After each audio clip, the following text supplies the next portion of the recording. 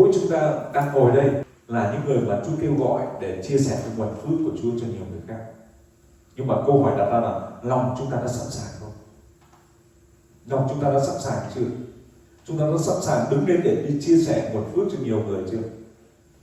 Hay là chúng ta còn chần chờ, hay là chúng ta còn chậm trễ, hay là chúng ta còn nước đựng đây?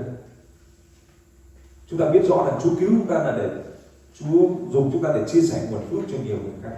Ai biết rõ điều đó, mà chúng ta lại không dám đứng lên để mà hết lòng để cho Chúa dùng. Vậy thông qua cái bài học ngày hôm nay, các bạn hãy mạnh mẽ chia sẻ nguồn phước cho nhiều người bằng nhiều những hình thức khác nhau. Những gì chúng ta có nó chỉ là nhỏ thôi, hãy chia sẻ cho người khác, hãy giúp đỡ người khác để mang lại ích lợi cho người khác. Amen. Đừng có cầm giữ cho mình, đừng có hưởng thụ cho riêng mình, đừng có chỉ vì mình, mà hãy vì người khác.